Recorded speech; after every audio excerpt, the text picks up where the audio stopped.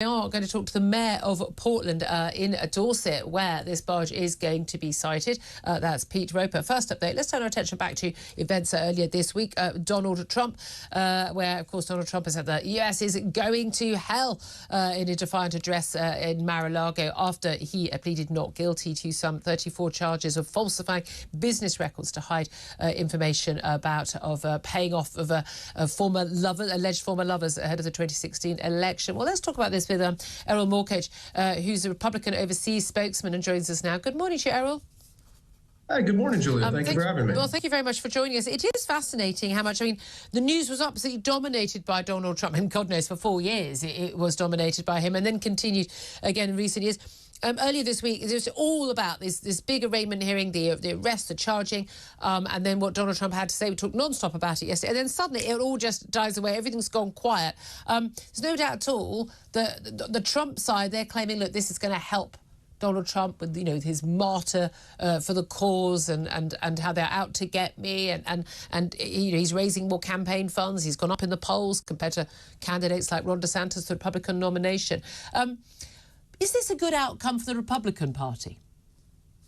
So that's a really good point, because a good outcome for the Republican Party might not exactly align with a good outcome for President Trump's 2024 re-election campaign. That doesn't mean that he's not our leader, not that he wasn't our president. But certainly, when you look at the fact that 80% of the country is decided on both sides, it's almost a hard line. 80% of Democrats think he's guilty, 80% of Republicans think he's not. It's those swing voters, and so the game right now, the gamesmanship going on, is effectively to tarnish Donald Trump's name and, by the tangential association, the Republican Party in general. However, you're seeing a pushback from the general society.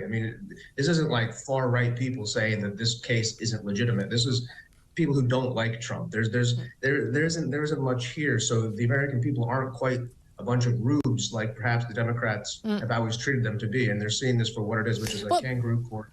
But 65% of Americans, and that will include an awful lot of Republicans as well as Democrats and many independent voters, which is most people, that they said that there is a case to be answered here. The chief claim from the Trump camp is always that this is politicised, and there is no doubt that, and we discussed this on the show a lot yesterday. There are lots of question marks about Joe Biden versus Vice President and his family and money sloshing around there. Lots of question marks about Bill Clinton, and of course he did a plea deal over allegations. We've seen pardons before. What Richard Nixon did was absolutely outrageous and shocking. He was pardoned for the good of the country. How much of this is seen as being politicised? Whether I think the guy is probably done. So many different things. I think the guy probably has done something that is against the law. I wouldn't be surprised at all. Do I think it's a good idea for him, while still running for election, to be arrested and charged on these issues? I'm wondering if that's not a good thing for the country. Yeah, and I tend to agree with you there.